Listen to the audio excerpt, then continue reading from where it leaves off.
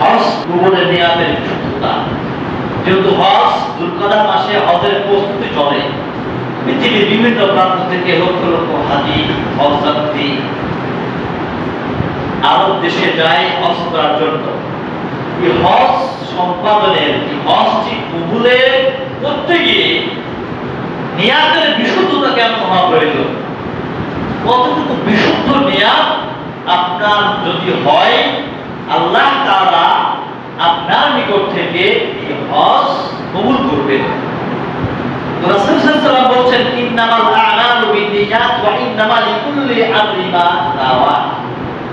যে প্রতিটি কর্ম নিয়াতের উপর নির্ভরশীল। যে যা নিয়াত করবে আল্লাহ তাআলা তাকে তা দেবেন। সহিহ বুখারী 1 নম্বর হাদিস। তো প্রতিটি ইবাদতের কবুলিয়াতের জন্য নিয়াতের বিশুদ্ধতা সর্বাগ্রে রাখতে হবে। যেমন সামনে আসছে কুরবানি, এখানেও নিয়াতের বিশুদ্ধতা সর্বাগ্রে থাকতে হবে। যে যা নিয়াত করবে, যে যা উদ্দেশ্য করবে আল্লাহ তাআলা তাই গ্রহণ করবেন। তো হজের ক্ষেত্রেও নিয়াতের বিশুদ্ধতা সর্বাগ্রে রাখতে হবে এবং নিয়াত হতে হবে বিশুদ্ধ। যে নিয়াতের মধ্যে, অন্তরের মধ্যে লৌকিকতা কাজ করবে না।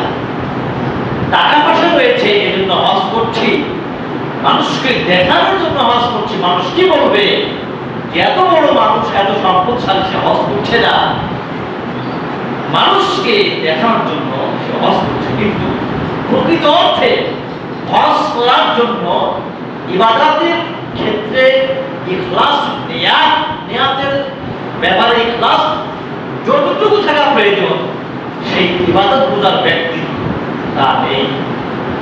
এটা কিভাবে হতে পারে?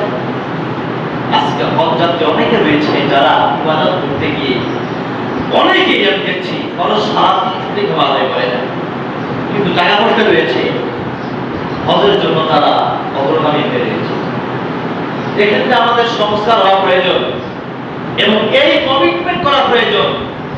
আপনার নিয়াতকে বিশুদ্ধ করে নিতে হবে এবং এমন ভাবে আপনাকে সংশোধন করতে হবে, হজে যাওয়ার পুরো মুহূর্ত পর্যন্ত আপনার সালাত, ইবাদত, বিভিন্ন ইবাদত করে একটু গড়বড় থাকলে হজ থেকে ফিরে আসা পর্যন্ত, ফিরে আসলে যেন এরূপ না হয়, আল্লাহ তাআলা নিকট তওবা করে তার পূর্ণাঙ্গতা কামনা করতে হবে।